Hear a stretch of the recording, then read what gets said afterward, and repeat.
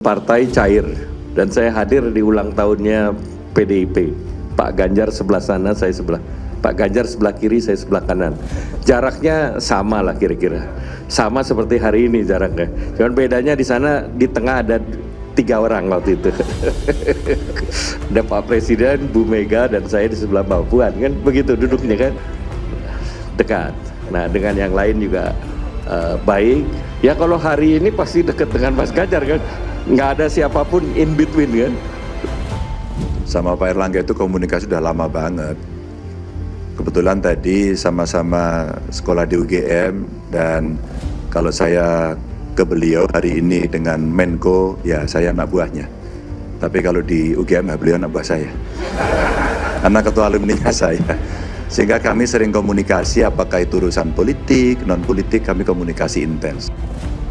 Menteri Koordinator Bidang Perekonomian Erlangga Hartarto menyebut 58 proyek strategis nasional Jokowi belum rampung di 2024. Nasibnya akan bergantung pada pembiayaan. Erlangga mengatakan status PSN selalu dievaluasi setiap 6 bulan.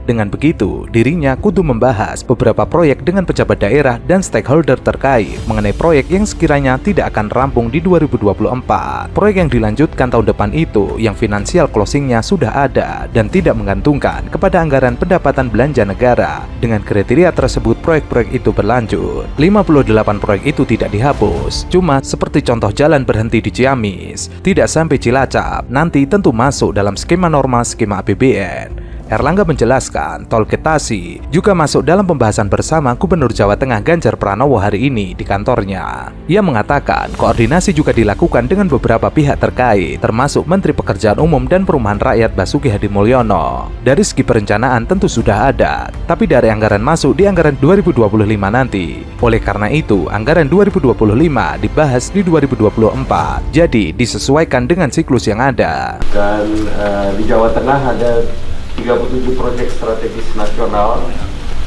dan ada 18 dalam Perpres 79 2019.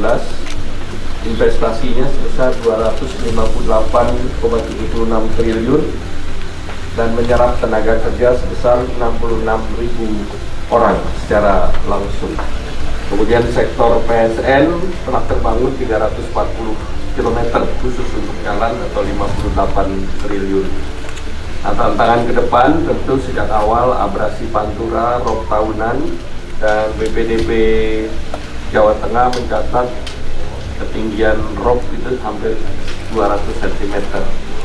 Nah, oleh karena itu salah satu PSN menjadi penting yang tadi dibahas secara khusus, yaitu tol Semarang-Demak yang berfungsi sebagai tanggul di pantai laut. Jadi selain sebagai jalan tol, itu menjadi tanggul, dan ini menjadi model tidak hanya di Semarang, tetapi itu bisa ditarik bahkan sampai di pantai utara Jawa.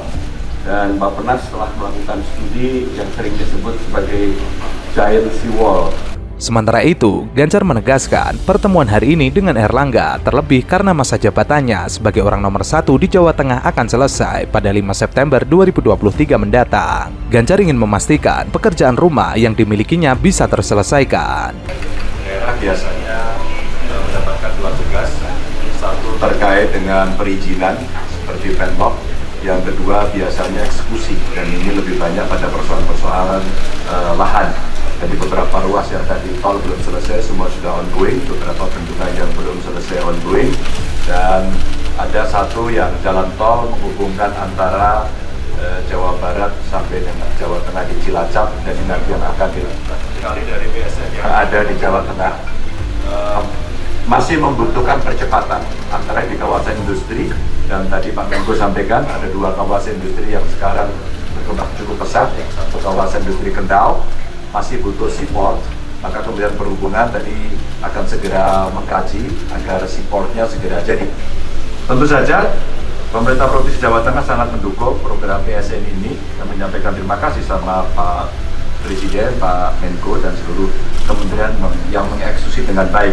Sementara itu, Menteri Koordinator Bidang Maritim dan Investasi Luhut Binsar Panjaitan buka suara soal dukungan terhadap dirinya menjadi Ketua Umum Partai Golkar menggantikan Erlangga Hartarto. Luhut mengatakan masih akan melihat situasi yang berjalan. Luhut tidak berkomentar lebih jauh tentang kansnya menjadi Ketua Umum Golkar. Ia mengatakan akan melihat proses yang berjalan di Partai Beringin. Apa sih kepentingan saya di situ?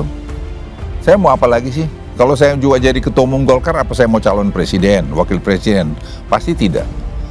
Mau jadi menteri, ya pasti tidak.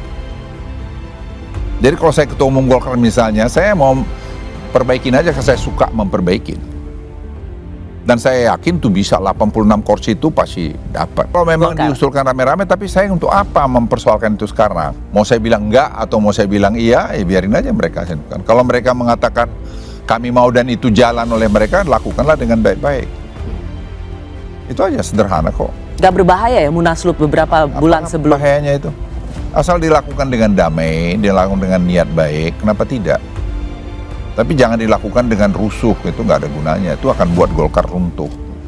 Lakukan dengan baik. Kalau memang itu kesepakatan mereka bersama. Tapi gejolak terjadi di Partai Golkar. Kepemimpinan Erlangga Hartarto digoyang menjelang Pilpres 2024. Selain Luhut yang diusulkan menjadi Ketua Umum lewat musyawarah nasional luar biasa, ada pula nama Bambang Susatyo. Hal ini bermula dari bocoran keputusan Dewan Pakar Partai Golkar yang ingin mengevaluasi kepemimpinan Erlangga. Salah satu pertimbangannya adalah elektabilitas Erlangga yang rendah, meskipun sudah menjadi bakal calon presiden dari Partai Golkar. Apa yang selevel oleh Pak Erlangga? Ya opung.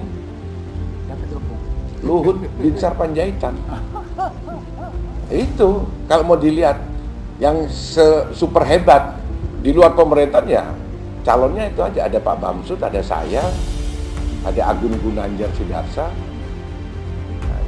Nah, tapi tidak menutup senior kalau mau turun yang lain. Beberapa waktu lalu, Erlangga sudah merespon isu soal pergantian Ketua Umum Golkar. Ia menegaskan Golkar masih solid. Ia pun mengatakan tidak ada pergantian Ketua Umum selain melalui forum musyawarah nasional. Sementara itu, Bahlil Lahadalia menyatakan siap maju menjadi Ketua Umum Golkar jelang pemilihan legislatif dan presiden. Pernyataan Bahlil yang siap maju menjadi Ketua Umum Golkar memiliki makna ganda. Pertama, sikap Bahlil menunjukkan kepada masyarakat kalau dirinya lebih baik dari Ketua Umum Golkar saat ini. Bahlil menunjukkan angka-angka yang mendelegitimasi kinerja Erlangga Hartarto. Bahkan, Bahlil juga tidak segan membawa suara perwakilan Golkar di daerah tanpa membawa data yang valid. Pernyataan tersebut juga ada terkait dengan dukungan calon presiden. Bahlil seolah ingin membawa kapal besar Golkar mendukung capres tertentu. Padahal Golkar sendiri tengah membentuk koalisi sendiri atau berkoalisi dengan partai yang memposisikan Erlangga sebagai penerima mandat musyawarah nasional untuk ikut dalam kontestasi Pilpres 2024. Jika memang terdapat masalah atau ada data yang perlu didiskusikan, Bahlil bisa membenahi masalah tersebut bersama dengan kader Golkar lainnya.